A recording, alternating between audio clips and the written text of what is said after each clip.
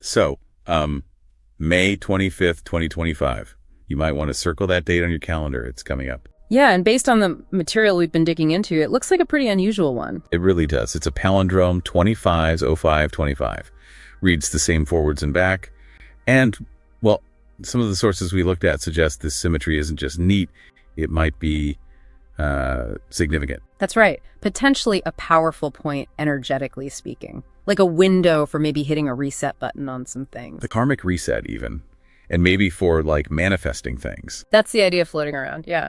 It's framed as this potent spiritual junction point, more than just, a date that looks cool on paper. Okay, so that's what we want to get into today in this deep dive.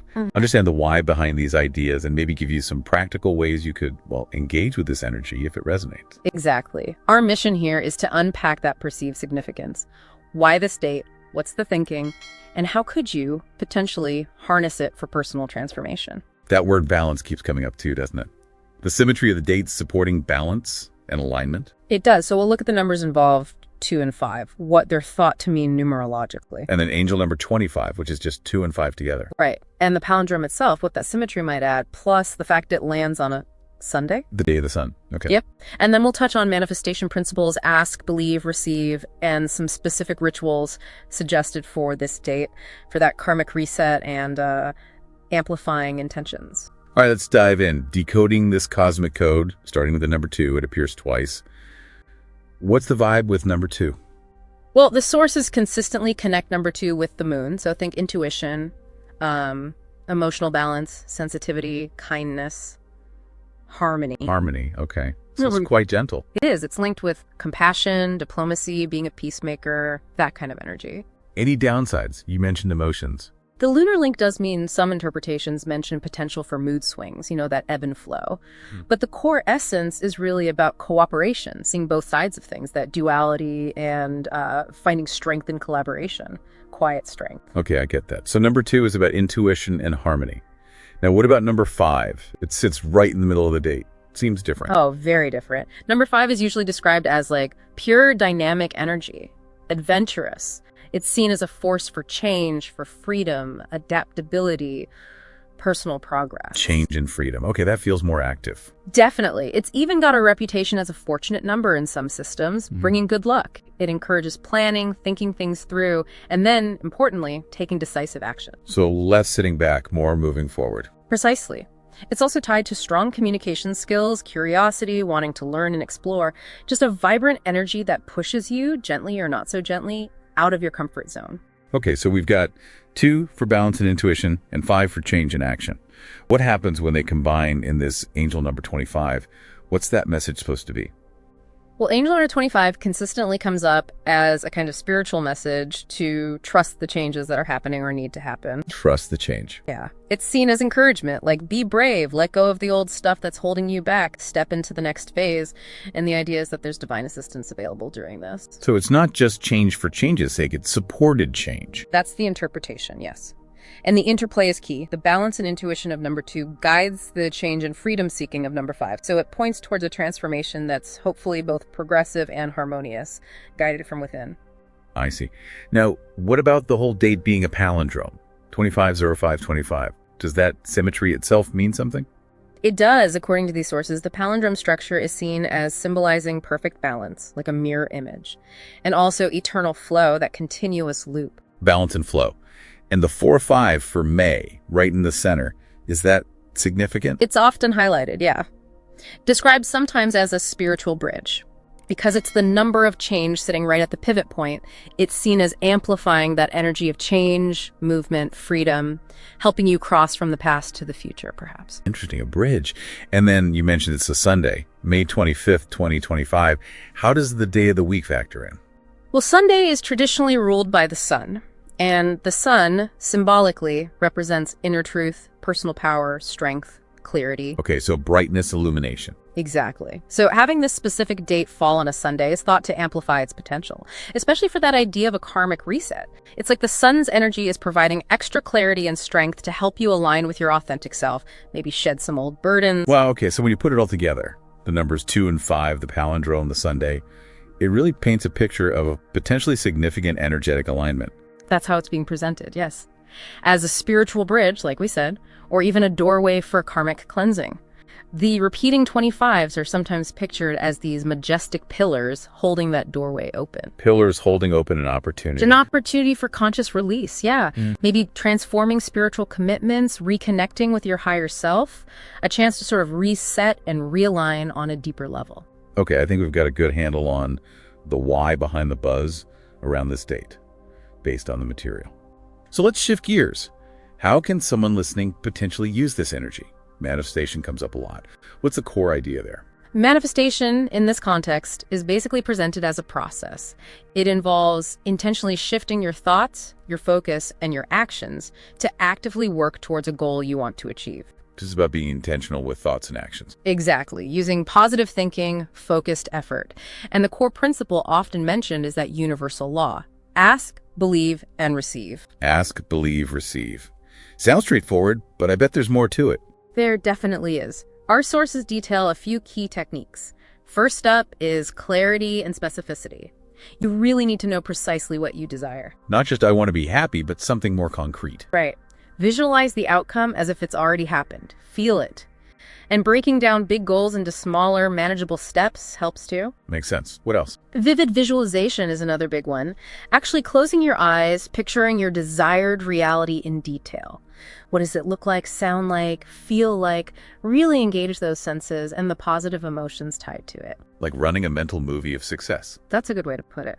Then there are empowering affirmations. Speaking your intentions out loud or writing them down using positive present tense statements. Can you give an example? Sure. Instead of, I hope I get that job, it would be something like, I am so grateful for landing my dream job. Repeating these daily helps reprogram your thinking. Okay. And journaling. How does that fit in? Intentional journaling helps bring clarity, just like defining your desire. The physical act of writing intentions down can make them feel more tangible, amplify your focus. Plus, dating your entries lets you track progress, which is motivating. Seeing the journey unfold. What about the receive part? That sounds like it might involve letting go a bit. Absolutely. Consistency and trust are crucial. Manifestation isn't usually instant. It's often described as a journey. You need patience and faith that the universe, or however you conceive it, is working things out. Staying open to how things might manifest is key. Opportunities might look different than expected. Right. So connecting this back to May 25th, 2025, with all its talk of change and karmic shifts, how does manifestation apply specifically? That's a great question. Manifesting around this date, given its energy, might really emphasize trusting the process of change, being open to how your desires actually show up. Especially if it involves releasing old stuff or big life shifts. Exactly, the path might twist and turn. So a sense of surrender, being adaptable, letting go of rigid expectations about how it has to happen, that's seen as particularly important, trusting the unfolding. So trust that the change, even if unexpected, is leading you towards what you asked for, or something even better aligned. Precisely. It's about trusting the flow, trusting that the shifts are ultimately beneficial, even if they challenge your initial plans. Okay, theory understood. Let's get practical. The sources mention specific rituals tailored for 25A525. What are these karmic reset rituals? Right. These are designed to specifically tune into that palindromic energy. The first one is a sunrise meditation and sky visualization. Okay, sounds nice. How does it work? The idea is to meditate, preferably outdoors if you can, right at sunrise on May 25th. Connect with the sun's energy as it appears, visualize the colors shifting in the sky. It's meant to foster clarity and help with that deep karmic release. A mindful start to the day. What's next? Next up, 25 affirmations for release and truth. You repeat a specific affirmation 25 times. 25 times. Okay, matching the date numbers. What's the affirmation? I release the past with grace. I embrace my soul's truth with light. You can say it aloud or write it down. The repetition is believed to really anchor that intention for transformation and cleansing. I like that. Release the past. Embrace my soul's truth. Powerful. Any others in this set? Yes, there's one called ancestral food sharing. This involves making and sharing food that your ancestors loved or that connects you to your roots. Share it with family or loved ones. How does that help with karmic reset? It's seen as a way to honor your lineage, acknowledge where you come from, and perhaps consciously release any ancestral patterns or burdens that you no longer wish to carry, making space for your own path. Connecting with roots to move forward. Makes sense. Is there one more? The last one in this specific group is the mirror soul talk. You stand in front of a mirror, look yourself right in the eyes and repeat something 25 times. What do you say? You say, I see you, I honor you, I forgive all that came before, I step into who I truly am. Again, 25 times. It's aimed at fostering self-love, deep forgiveness, and really stepping into your authentic self. Soul alignment. Wow, that sounds intense, but potentially very profound, looking yourself in the eye and saying that. It can be, yes. These 4 rituals together form a kind of system for working with the date-specific energy. Okay, so those are date-specific. Are there other, maybe more general practices that align with the energies of the numbers 2 and 5 that people could do anytime, but especially around this date? Absolutely. You can definitely amplify the vibrations by working with practices that resonate with each number. For number 2, remember, harmony and intuition. Right, the moon energy. Exactly. So gentler practices fit well here, maybe an 11-minute meditation focusing on inner peace. Some sources also suggest working with crystals like rose quartz for compassion or moonstone to enhance intuition. Nice calming practices. And for number 5, the change and freedom number. For 5, you want things that encourage adaptability, clear communication, and maybe a bit of adventure.